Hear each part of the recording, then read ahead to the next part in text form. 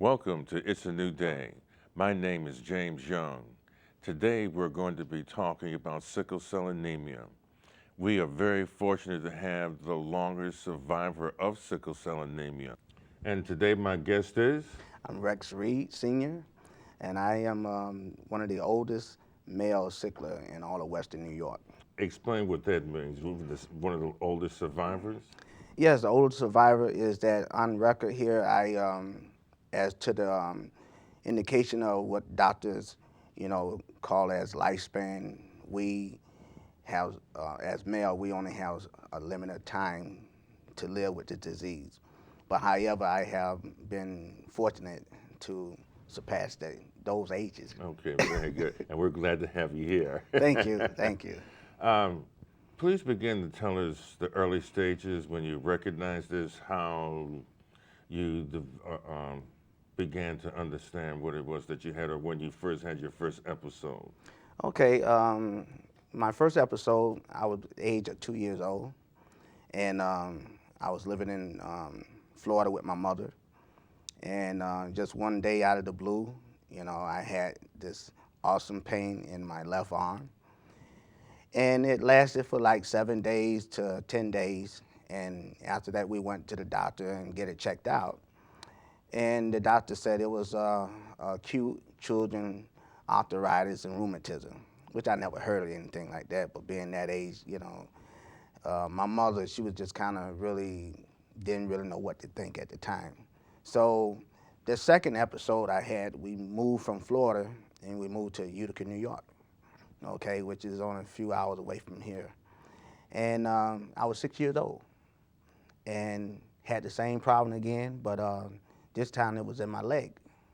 And so I couldn't move around, I couldn't walk, I had to crawl on the floor to get from one room to the next room. And that was very painful, because every time you move your muscle, the pulsating pain inside your leg or your joint is just continuing to, get even worse, So at that time, we went back to the doctor, and the doctor repeatedly said the same thing as what the other doctor said. So as time went on, in 1970, we moved to Clayton, Alabama, which is where I was born at and where my mother was born. And I was taken to the family doctor there, and his name was Dr. James Shelley Jackson. And basically what he did is what I explained to you earlier about the visual signs of sickle cell, as with the nails and with the yellow in the eyes, and the darkness underneath your eyes. Those are some of the things, and with the joints, to see how swollen your joints are, and that kind of indicate to tell you, what the symptoms are. So, however, we went on a little bit further later on in life, and he came up and he told my mother, he said, well, he has sickle cell. And at that time, this was, like I said, in the 70s, okay? And so no one really never knew what sickle cell was. They never heard of it. They heard of all different types of other things, but as sickle cell, never, So as I got older, getting into to be 10 years old, the doctor told me at that time that I only had a couple years to live, and that I wouldn't make it to see my 13th birthday. So apparently, as you see, I'm 52 years old, and I'm still here. Okay. And there was other prediction, about the males, will not live to be 40 years old or 18 or 30 or 25. And I have a lot of colleagues that I seen grew up that was part of the sickle cell support group here in Rochester for a long time. And none of them are here now today. I went to most of their funerals. And it seemed like every time one of them leaves, it's like a piece of me leaving, And that's how well and, united we were together. So I have kind of, learned a lot about my illness. In 1978, I came to Rochester, and I was one of the first male sickler that they had, to be able to express and tell them more about my condition, and when I was in crisis, and how my crises come about, how they come on, and what do they do, what direction they take, and things of that nature. So, Could we stop right there just for a minute? I want to come back to that. mhm. But we were talking earlier, and you mentioned to me that you have two different strands of sickle cell anemia. Yes. And which are those? Okay, I have the irregular sickle cell, okay, and then I have sickle cell thalassemia. Okay, sickle cell thalassemia is originated mostly in Italian, Hispanic, Mediterranean, and let's see, I think like in Mexican or somewhere in that area. How I got it is hard to say because on my father's side there's Apaches and on my mother's side there's Cherokee Indian. So we have so much mixture in my family. So I could never tell exactly how I resolved to come to that. And what are some of the episodic things that you experience? But what are the crises that you experience? How does that go? Is there a certain thing that sets them off? Is it the weather? Is it something that you do? Do you get fatigued? Yeah, as you mentioned, fatigue, that's one of them. Another one is being overexerted, meaning that you overwork or overdo something. Another one is the weather can set things off, as well. Depending on if it's in the wintertime, your body can only stand so much, and it can also graduate, to affect with your immune system. Most of the time, the doctor always asks me when they check me, they ask me if my spleen is working, okay, which I still have it. I can't say if it's still working, but I still have it. And in the summertime, they always coaches me to say, well, Rex, make sure you drink a lot of water, okay?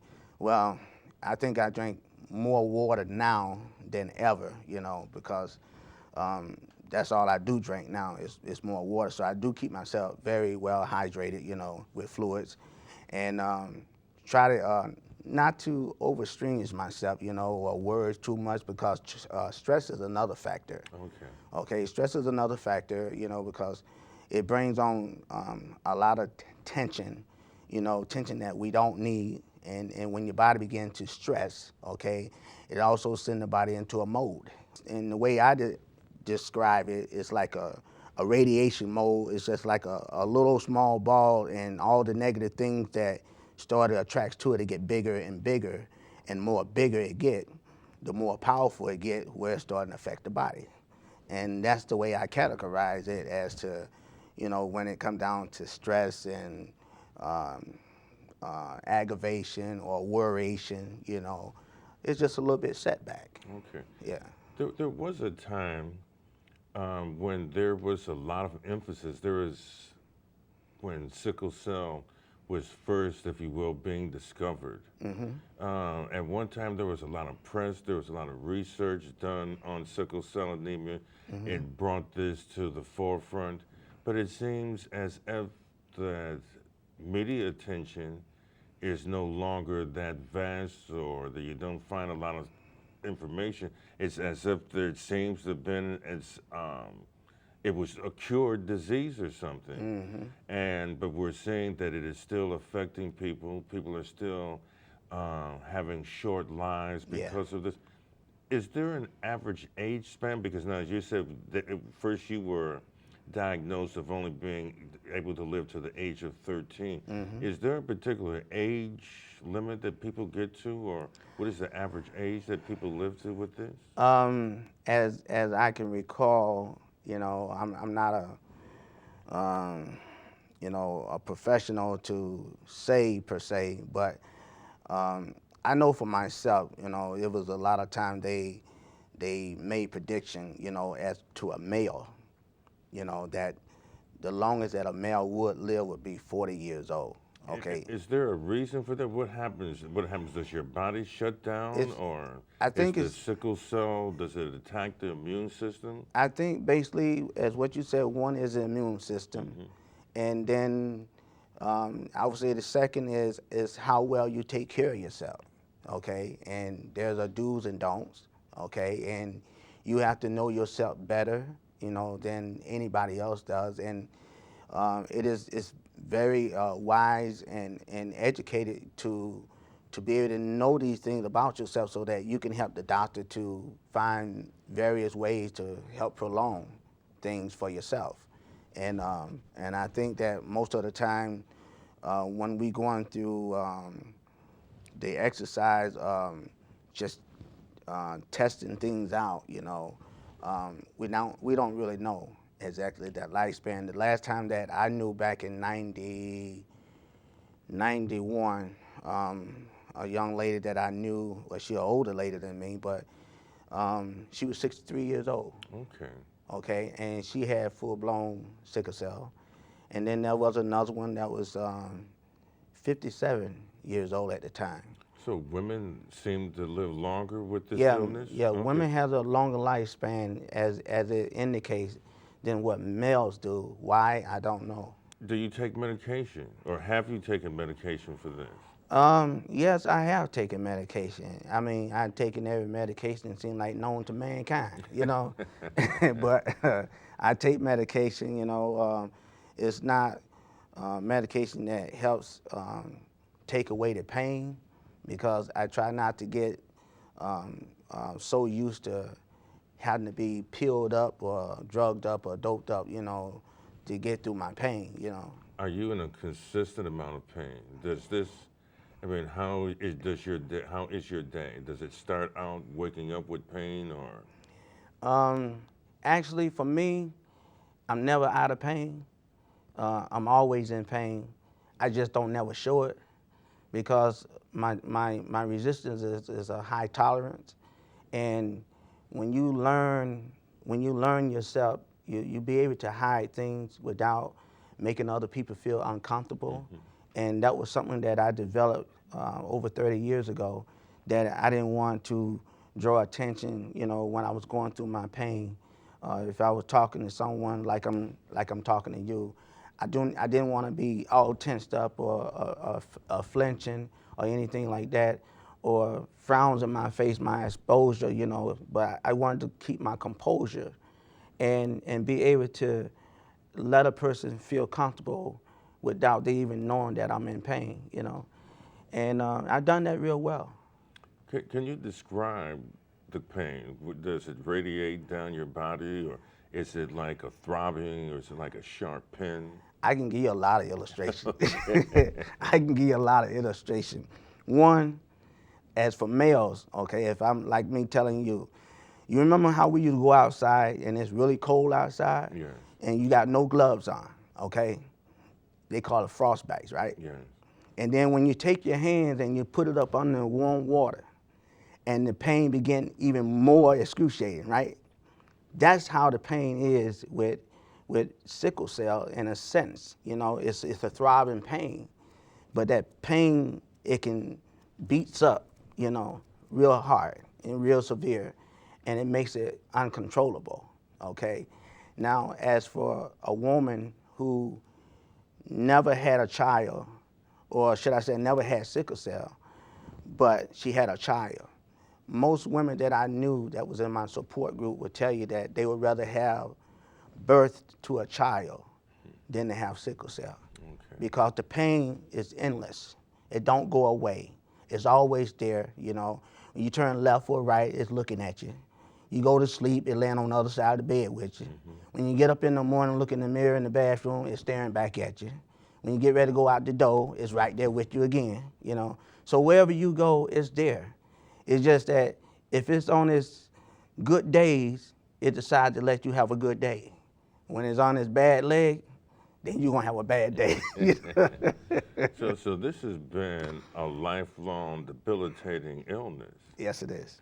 And is there any cure? Does anyone ever get cured of this? Or? I'm glad you asked that question. I did some research on the internet, and I heard that they had did a experiment, where that they came up with bone marrow, okay? But the bone marrow only is for the people that's in their 30s, okay? It's not for someone that's in their 40s or their 50s, okay? And the thing about bone marrow, okay, it could work, and then it may not work. It may not take. Me, on the other hand, I am just not that brave enough yet, okay? I mean, because I have struggled all my life, okay? And I'm about as strong as any other man or whoever. But my strongest point is, I pray and ask God to help me, to get through one day to the next day. I live every day as though it's for my last day. With this pain, I recognize that I had a condition, and I figured out how I was gonna, deal with it, and how I was gonna live with it. Okay, so it is a part of me. It's not something that I asked for. It's something that was given to me. So when most people ask me, I said, well, yeah, I'm the most fortunate one to have it. Okay, but I just, it's hard to live with it. Okay.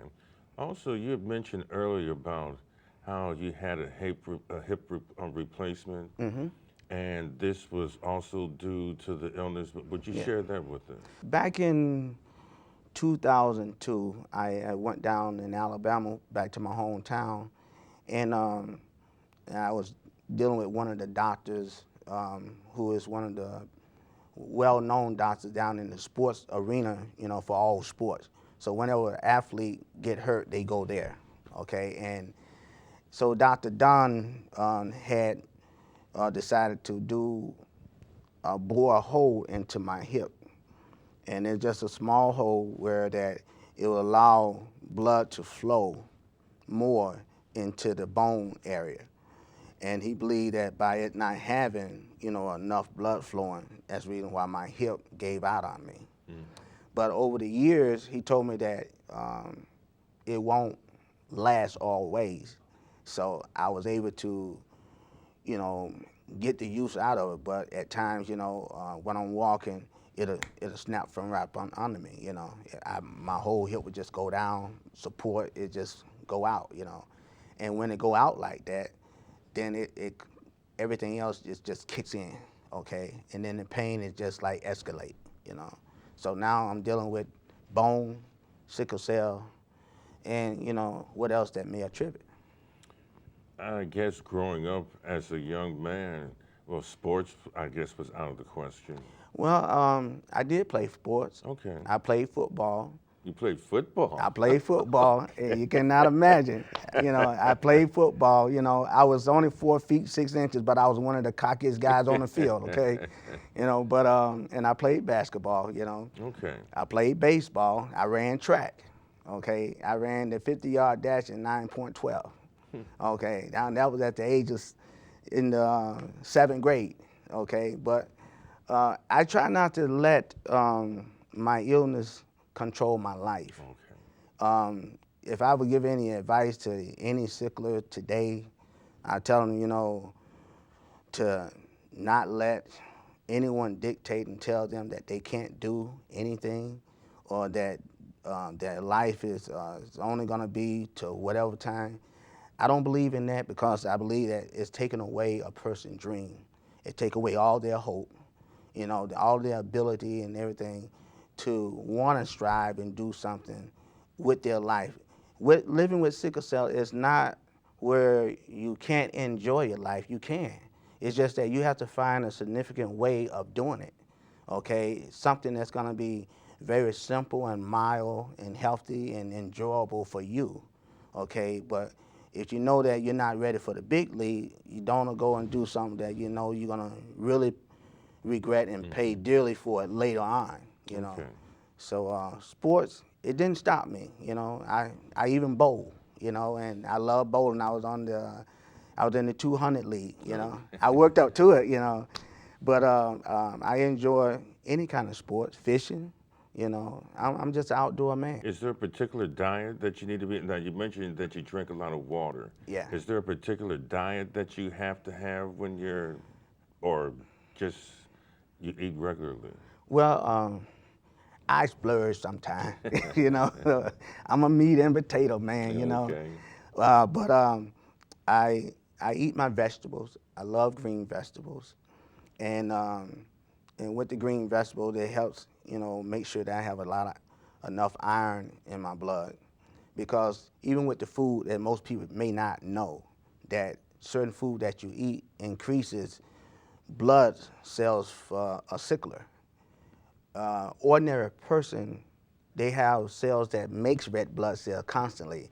My bone marrow constantly make white red cells more faster than they do red blood cells. So what you have to do, you have to find food and vegetables that you can eat that will give you more red blood cells. Even though a glass of wine, red wine, will help. Uh, Red cranberry juice, pure cranberry juice, you can get that. That would help. Beets, I don't like beets, okay? So greens, I love green. I love mustard green, turnip green, collard green, any kind of green vegetable, green bean, butter bean, snap bean, I love those things. So that helps me. And I love potatoes, a lot of starch, but, I try to cut back on that. Every now and then I eat a steak, because steak is good for you, it's red meat, so, but you don't want to eat steak that much, but just enough to create the diet where that it will work inside your system. I drink a lot of water. I don't drink pop. Okay, I used to drink Pepsi, but I stopped drinking that. The doctor stopped me from drinking that years ago. I don't drink coffee like I love to drink coffee. I sneak and do it every now and then, but not to the point where it really hurt me. I was going to ask, that was going to be my next question. Are there things that you shouldn't be doing? And I guess because of the coffee, it's caffeine, I would Yeah. assume the same thing with Yeah. the soft drinks because of the caffeine in there. Are there other things that you shouldn't? Like when you're cooking your food, okay, get away from fried food. Okay. Have your food baked, baked or broiled, just as long as it doesn't have, a lot of high cholesterol, grease, and stuff like that in it. Um, Make sure, like I said, make sure it's baked, because it's good for you. It's much more better for you. And I try to stay away from salt, okay?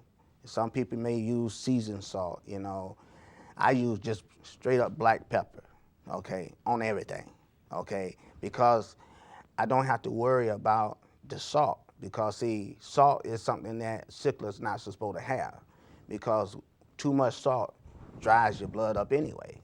So you want to stay away from salt. You want to stay away from a lot of sodium food as well, because they have a lot of salt in it.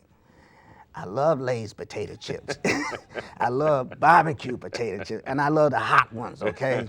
So, at night, when I'm watching TV, I got my bag, and you just can't eat one, So, so I splurge a little bit, but not where that it puts me out there where I'm just over the hill, So I'm just trying to let them know that they can do something, and the things you can't do, like you just can't get out there and do things, if you're a drinker, you just can't, like become an alcoholic, or hard drink or whatever like that, because you drinking hard drink, then you're working with your liver, your kidneys and everything like that. You don't need extra.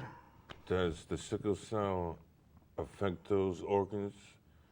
Yeah. Okay. Yeah, it does, and not only do it affect them, but it's one of the few things that I always keep a watch on, and that's my heart, my liver, my kidneys, I have had my gallbladder removed early in the 90s, and I have had couple of surgeries, where I had a lump in my chest where they thought that it might have been cancer, but it wasn't, and I thank God for that.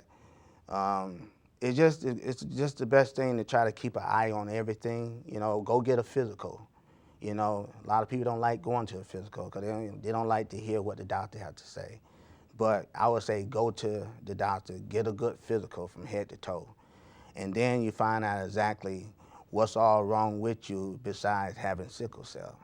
And then you'll know exactly if everything else is good, and then you just mainly have to focus on your pain, your crisis, then that's not hard to do. Okay. It's not hard to do. Do you get regular checkups to be able to maintain? I don't know. Can you maintain sickle cell, or do you need to get checkups so they can see if it? Does it get worse? Um, okay, getting worse. I have had to be in the hospital from a month to 3 months at a time, okay? And that's when my crisis get bad, okay? Only time that I would go to the hospital. Would you explain what a crisis is? But what type of crisis is that? What does that mean? Okay, a crisis is where that when your pain escalate than normal, okay? Where it's get way out where you can't control it. Okay. Where that the pills at home that you have is not touching it no more. That means now you got to come in and get immediate hookup through IV. You got to get tests done and everything. And then they have to give you a stronger dose of medicine to get your pain under control. And normally that when they do that, it could range from, my calculation is like 3 days, okay, is one period. Then 7 days is the next period. So if it hasn't gone in the 7 days and got better, then you're looking for an overhaul. That means that it'll go from 7 days to, a week or 2 weeks. That means that now, your crisis is in full blown, out of control. So you're gonna be there to the duration, okay? But most of the time, I try to not go to the hospital. I deal with it on my own.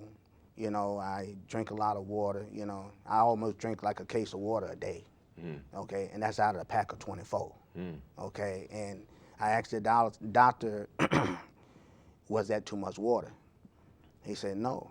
So I continue to keep drinking, and I try to put away time for myself, to bring my crisis down when I'm up high like that. I just try to focus on something good, so to take my mind off of it, because I can't sleep, I can't eat, and when I'm in the hospital, I don't sleep at all, never. I sleep. If I get a visitor, I may doze off, but then I wake back up, So I never sleep too much at all. If I go to bed, it's like maybe 3, 4 o'clock in the morning. I may sleep for like maybe 2, 3 hours and get back up at 7. That's every day. And sometimes that I don't sleep at all. I'm up 2 days, 3 days in the week because I can't sleep, because of the pain, And not all the time that you get a good reception when you go to the hospital, through the emergency and stuff, except for when, you got people that knows you real well. And when they know you real well, they know the routine. And so it's easy for them to take care of you, But when you have someone who don't know nothing about you, it makes it a little bit harder, because sometimes you may have to sit in the waiting room for more hours than you want. Okay. And then by the time you get back there in the back, your condition has escalated even worse. I asked you earlier off camera if you had children, and you mentioned that you did. And would you say to our viewing audience, do any of them have the traits, or? 3 of my kids have the trait. My oldest daughter, she has it.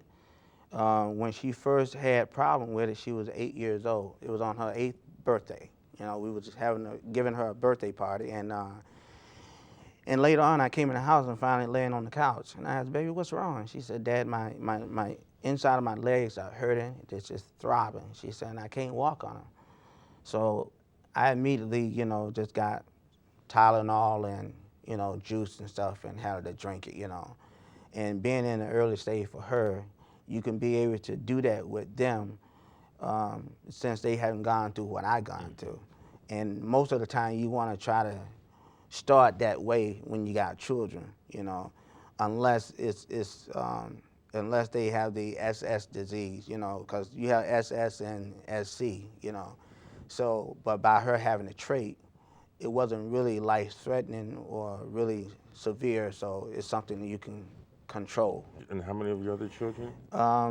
My other two, which is my youngest son and my youngest daughter, they also has it, but my oldest son, he does not have it. Okay. My oldest son, he don't have it at all, but it's like my oldest daughter down to my youngest daughter. Them the three that has it, And then my little one, who is 5, she don't have it. Can your children pass it on to their children, or would they have to get with someone who has the trait, and then the two of their traits would produce it again? Yes, it's very important that they will screen, the person that they're with. If they want to be with them, it would be very much in order for them to, go and see if they are, a candidate that has, a trait, very much where that they can make a child that way. You definitely want to be careful, because see, my kids, whoever they mate with, they have to make sure that they're the opposite and that there's no chance that they can create a child, to have sickle cell, because it's a very, very bad thing. When I asked you earlier, could you clear something up for us? Okay. The difference between being a carrier and having the trait. If you are a carrier, it does not matter if your spouse has the trait or not. Your genes can overpower her genes? Yes, it can. And is that what happened in your case? And with that's your what children? happened in my case. Did you know, being a full-blown carrier, that you would be able to pass this on to your children, or were you thinking because your wife wasn't a carrier or had the trait at all, or were you aware that there would be the possibility of passing this on? Yes, I strongly urge her not to marry me, because I knew that, with the disease, I didn't really know a whole lot about it, but I know that it was fatal. And I know that with me being a carrier, I knew that she would, have a child, and it would pretty much comes up having the trait, from me, because I'm a carrier, And I didn't really want that, I didn't want to bring any kids in the world. I didn't really want to get married, because I didn't want my life to be, something where that it stops another person from having or enjoying themselves.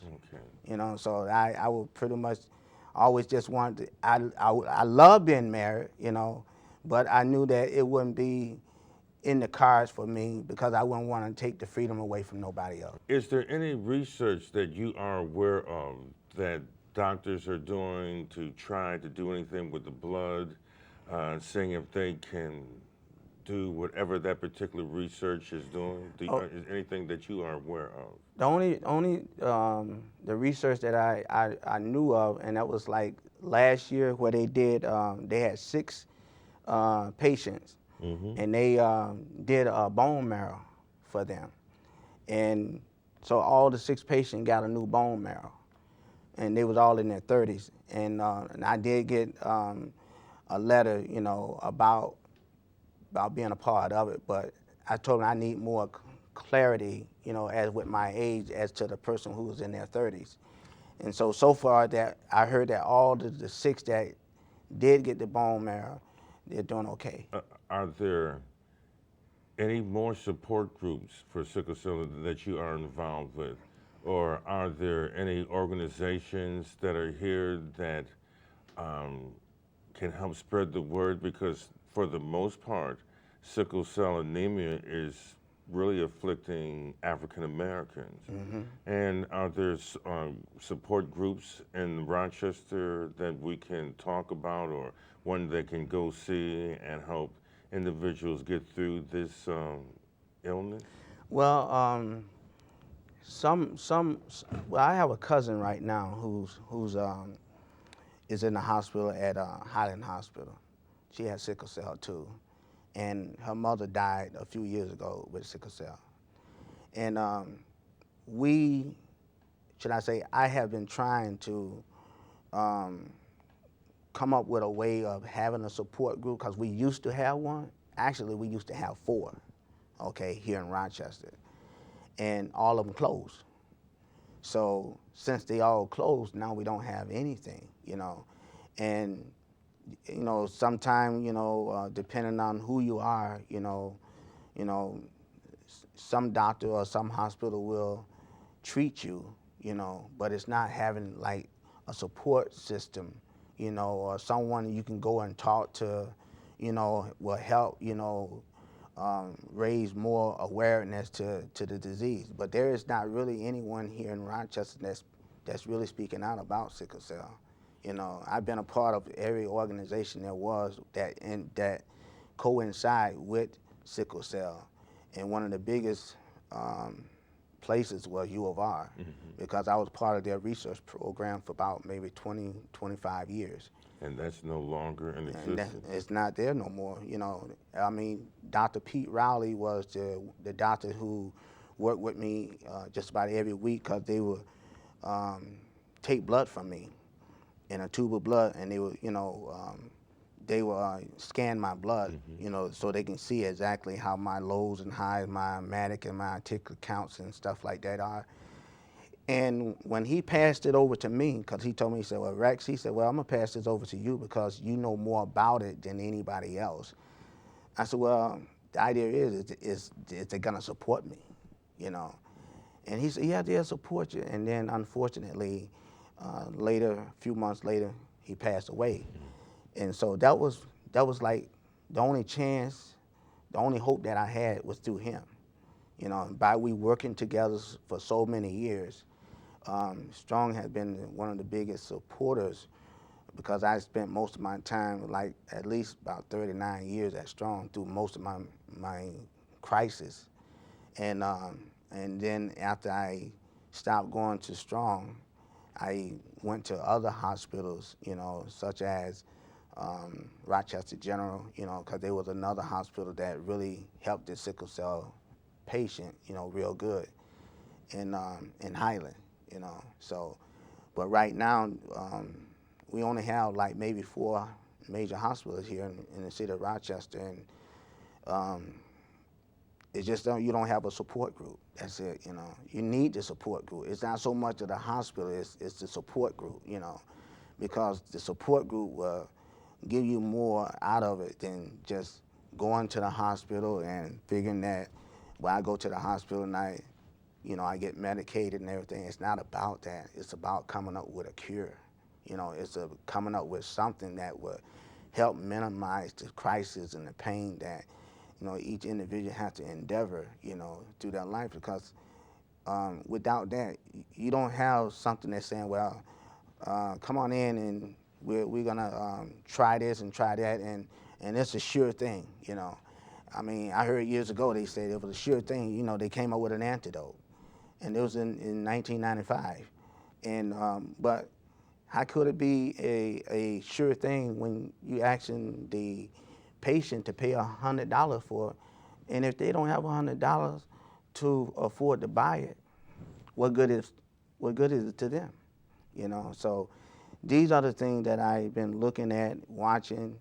I just wish there was more support. We need it, And we have a lot of people who have sickle cell, and when you mention about sickle cell, mostly affect African American.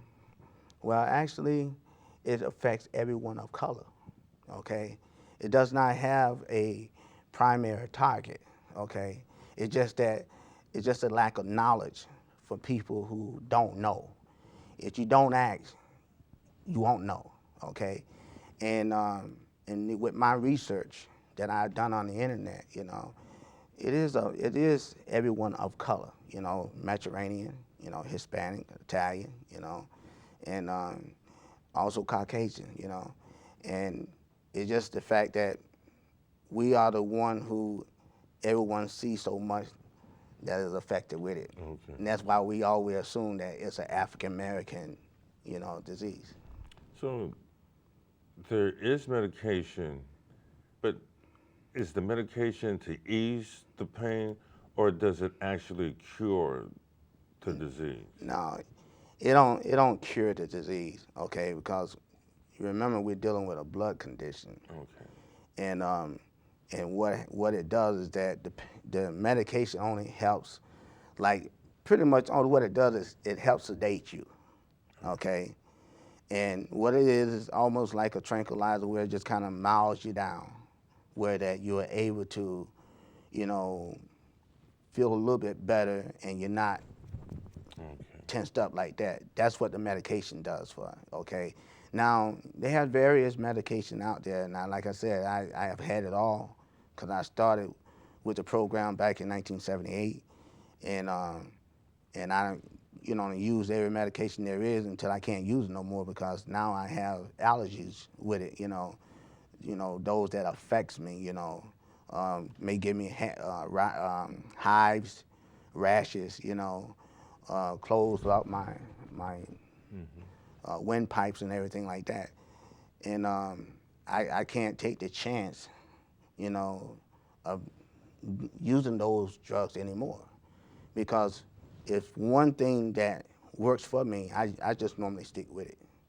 And I don't want to change from it because if it ain't broke, ain't no sense in trying to fix it, But as with everything else that's going on, we just have to find a better way, to do things. This is a silent killer, isn't it? It is. It really is. I can see, because many of the people that you're talking about that you knew personally from your support groups, members in your family, Yeah. that this is taking out more people than we can imagine. Yeah, and see, we don't even have a head count of how many sicklers that's in the city, that's in the region of Rochester. We don't even have a head count. Now, there are 35 states in the United States that has a support system, and they have a head count of how many sicklers that they have, It's just that I just don't understand why everything just stopped just like that here in Rochester, being that I used to speak very well and highly about it because they helped me so many years. And all of a sudden now they don't have anything. But I would say that it is very important if they would get it back, it would get it back. Because just because the people that needs it, they don't need to be left out in the cold or just thrown in a corner like they don't matter, And I'm sure that like cancer, MS, leukemia, you name it.